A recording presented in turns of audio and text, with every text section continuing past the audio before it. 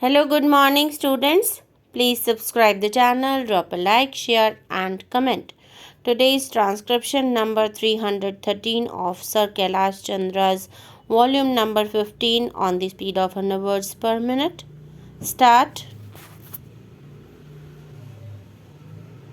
Sir, I will briefly refer to the points raised by honorable members in their speeches. It is true that the Road Transport Corporations Act has not been utilized as much as one would have wished, but from that to argue that the Act has remained a dead letter, I think is not quite correct. Road transport corporations have been formed. The premier road transport corporation is the Bombay Road Transport Corporation, and it has been functioning in a very efficient way. There are other state road transport corporations, but they will all be amalgamated with the Bombay Main Corporation, and perhaps the Chandigarh Road Transport Corporation also will be taken over by the Punjab government. Sir, it is true that the state governments have preferred departmental management for the running of these road transport services.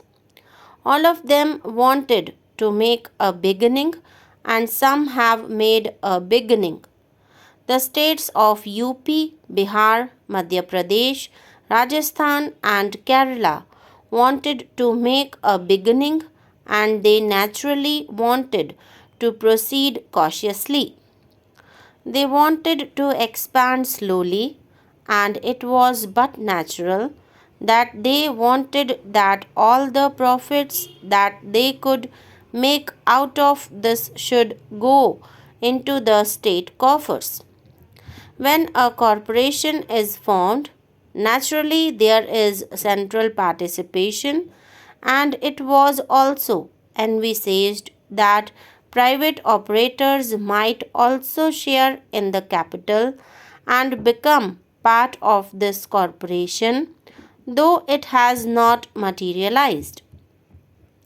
The state governments thought that they had better keep the center away from this business so that they could run this undertaking themselves, so that whatever profit they are able to make, they could have for themselves. I, for one, shall not quarrel with such an intention. Perhaps if I had been in the state set up, I would have done the same thing. Now, a situation has arisen when the state governments find themselves almost at the tether's end. They want more and more capital to be sunk in these undertakings, and it is not easy for them to find this capital. So, this question was gone into by the Planning Commission in consultation with the Ministry of Transport and also in consultation with the Ministry of Railways. The railways are willing to participate in these road transport undertakings because this participation of the railways in the state undertakings obviates any difficulty with reference to the road rail competition. At present, there may not be any question of road rail competition. There may not be any question of competition. There may be some competition over particular routes and in particular areas, but as a whole, there is no competition, but it may not be so forever. A day may come when one form of transport may undercut another form of transport. Now, if you run the road transport services by means of a corporation, you immediately avoid the prospect of such a cutthroat competition on any date in the future, and it is for this reason that the railways are willing to participate and share in the capital of these road transport corporations. They have already done so in all these corporations.